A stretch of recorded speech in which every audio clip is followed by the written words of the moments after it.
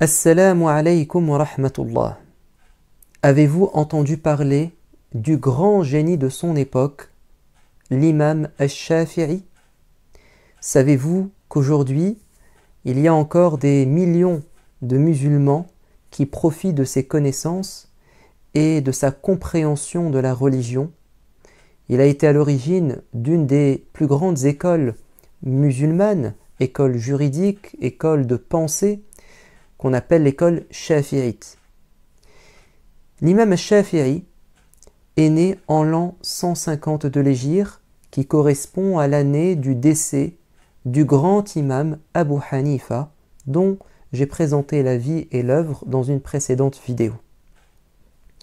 L'imam al-Shafi'i, de son vrai nom Muhammad ibn Idris, est par ses ancêtres un descendant du prophète alayhi salatu wassalam. Il appartient à la tribu des Qurayshites et plus particulièrement au clan des Abd al-Muttalib, donc c'est la grande famille du prophète bien-aimé.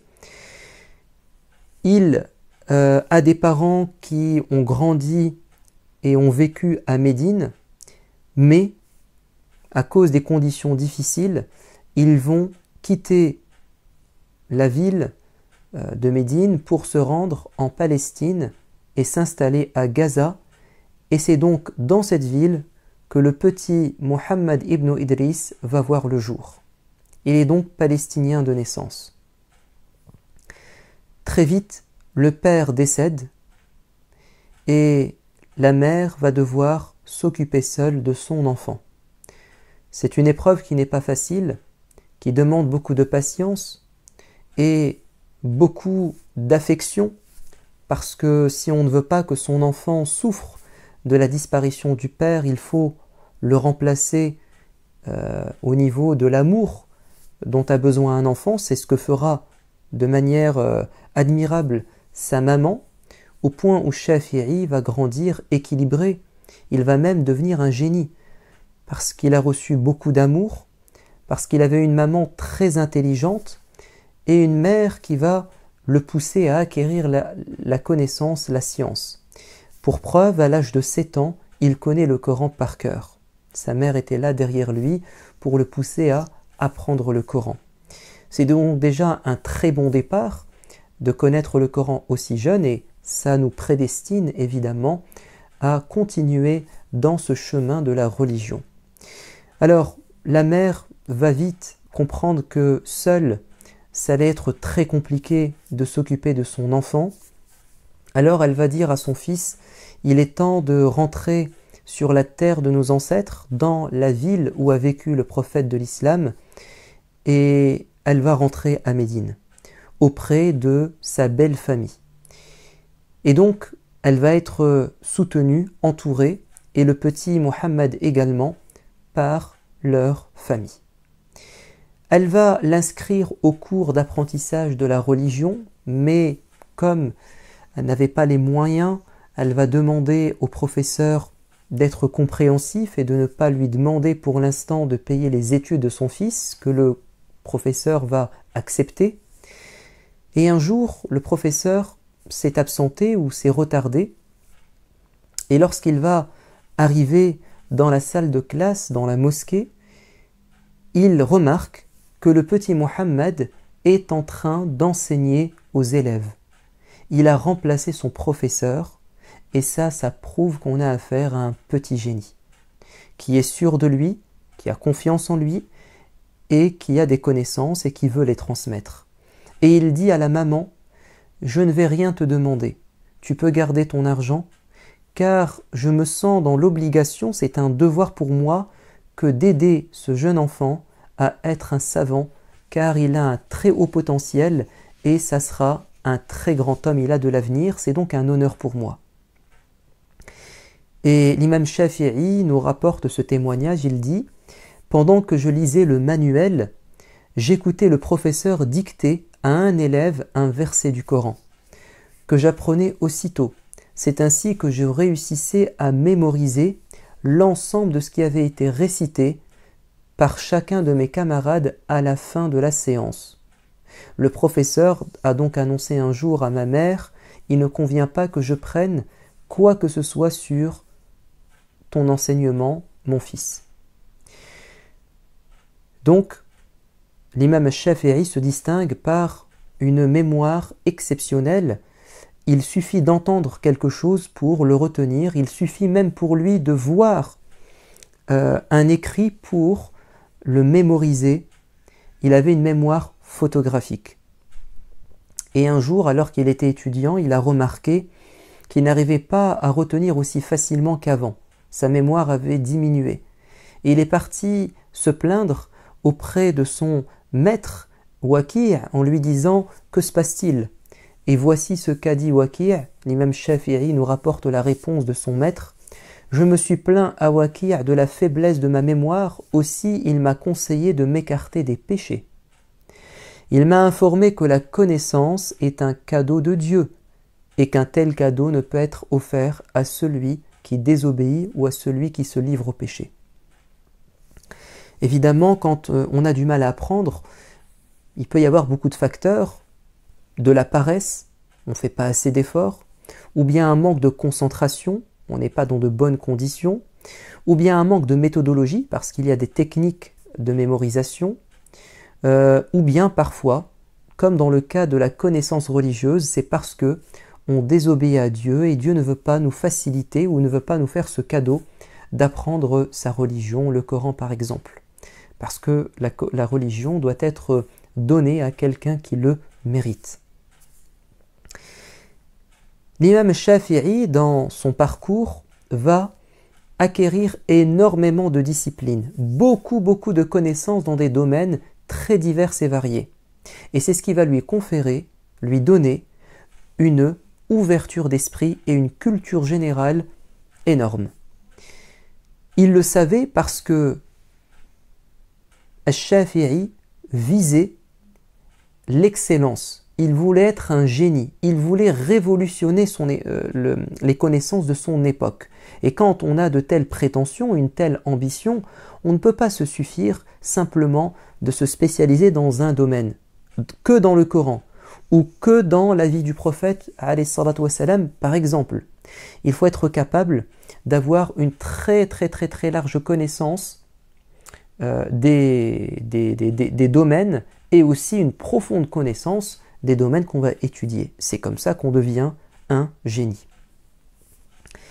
Et donc, voyons voir ce que l'imam al-Shafi'i va apprendre, acquérir comme connaissances très diverses. Tout d'abord, sachez que l'imam al-Shafi'i va comprendre que pour exceller dans le domaine de la religion, il lui fallait maîtriser la langue arabe, parce que c'est l'outil qui nous permet d'accéder aux connaissances et de bien les maîtriser. C'est un outil indispensable, savoir bien s'exprimer, bien lire, bien écrire.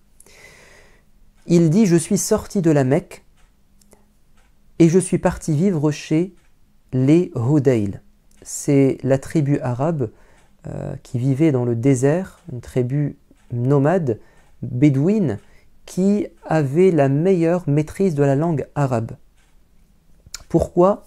Parce que les gens qui vivent dans des grandes villes, dans des métropoles, à Médine, à la Mecque, à Bagdad, etc., ils se mélangent à d'autres populations et il y a différents dialectes et différentes langues qui sont parlées au sein des grandes villes. Ce qui fait que la langue arabe finit par se voir transformer, son niveau baisse et on va intégrer on va emprunter finalement différents dialectes ou différents mots de différentes cultures, et ce qui fait que la langue, avec le temps et avec le brassage, c'est-à-dire la rencontre de différentes cultures et différentes langues, elle finit par perdre de sa pureté originelle. Ceux qui gardaient la langue arabe très pure, ce sont ceux qui ne se mélangeaient pas aux gens, qui restaient entre eux. Ce sont les bédouins qui vivent dans le désert.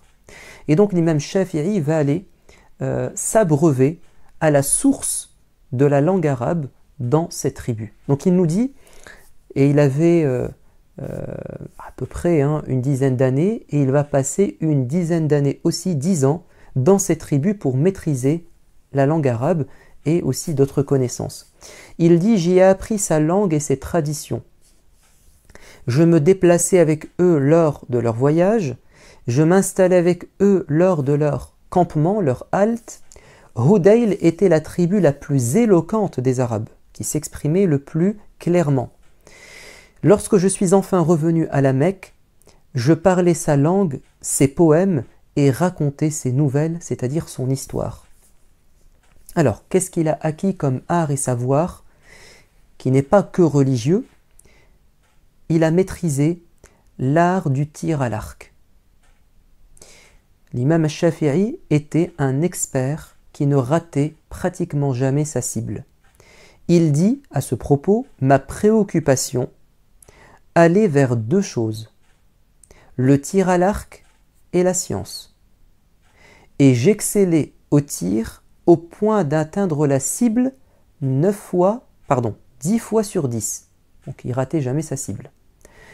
Il ajoute également « Je passais tellement de temps à pratiquer le tir à l'arc que le médecin me disait « Je crains que tu ne tombes malade à force de rester sous le soleil. » Alors certains diront « Il a perdu son temps, à quoi ça sert? Ce n'est qu'un amusement. » Moi ce que je retiens c'est que l'imam Shafi'i, c'est quelqu'un qui veut se surpasser. C'est une personne qui n'accepte pas l'échec et qui n'accepte pas le minimum. Il veut toujours viser le maximum lorsqu'il entreprend un projet. Et là, par exemple, dans le tir à l'arc, il veut être le meilleur. Il veut être excellent. Et ça prouve qu'il est ambitieux. La deuxième des choses, alors avant, je vais vous donner un autre témoignage. Il a dit « J'ai bu l'eau de Zemzem », cette eau qui est à la Mecque. Et vous savez que quand on fait une invocation en buvant cette eau, Dieu exauce notre invocation. Il a dit j'ai bu l'eau de Zemzem pour réaliser 3 objectifs. Tout d'abord, réussir au tir à l'arc. Et je suis maintenant capable d'atteindre la cible 9 ou 10 fois sur 10. J'ai bu cette eau pour acquérir la connaissance. Et vous pouvez constater aujourd'hui mon niveau. Il était déjà savant à ce moment. Troisièmement, je me suis abreuvé dans le but d'entrer au paradis et nous pensons qu'il en fait partie. Il a aussi maîtrisé l'équitation. Il dit à ce propos, c'est son disciple qui témoigne, il était le plus courageux et le meilleur cavalier. Il pouvait tenir son oreille et celui du cheval en plein galop. Donc il pouvait, si vous voulez, galoper avec une seule main. Troisième connaissance qu'il a maîtrisée, c'est la médecine. Alors, ça fait partie de ce qu'on appelle les sciences profanes, elles ne sont pas strictement religieuses, mais néanmoins, elles sont très importantes. Et on sait que le prophète, alayhi salatu wassalam, nous a motivés, encouragés, incités à prendre soin de notre corps et donc à développer la médecine. Et donc, Shafi'i se désolait, s'attristait de voir que les musulmans passaient trop de temps dans le commerce ou bien à apprendre la religion uniquement au point de délaisser des choses importantes de la vie comme la médecine. Il dit « 2 choses souffrent de désintérêt chez les gens les négligent, la langue arabe et la médecine. » Et il incitait ses contemporains, ses semblables, à ne pas dépendre des autres communautés qui ne sont pas musulmanes dans le domaine des sciences et de la médecine en particulier. Il dit « Ils ont délaissé, les musulmans, 1/3 du savoir », et là il fait référence à la médecine, et ils l'ont confié aux juifs et aux chrétiens. Alors l'imam Shafi'i, ce qu'il souhaitait, que les musulmans soient au top dans tous les domaines, pas que dans la religion, mais aussi dans le domaine de la vie quotidienne, des matières, des connaissances et des domaines qui nous facilitent la vie. Il ne sait pas que quelques siècles plus tard, les musulmans, et même quelques dizaines d'années après, les musulmans vont effectivement réaliser ce rêve et ils vont devenir véritablement à la pointe de la civilisation et grâce au progrès et aux techniques qu'ils vont enclencher dans le monde, l'Europe connaîtra la Renaissance, connaîtra son âge d'or, connaîtra le siècle des Lumières. Parce que dans le monde musulman, il va y avoir des gens comme Ash-Shafi'i dans tous les domaines qui vont faire avancer l'humanité dans ce cas-là de plus utile et de plus important.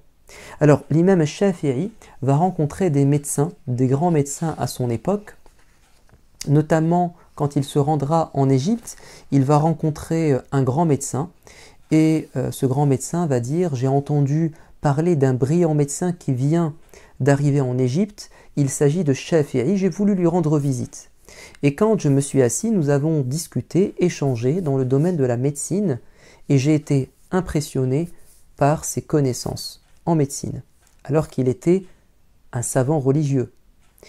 Et il dit, je lui ai proposé de lire et d'étudier ensemble les livres d'Hippocrate, ce grand médecin grec, mais il m'a montré la mosquée de son doigt en me disant, les élèves qui se trouvent là-bas ne me laisseront pas.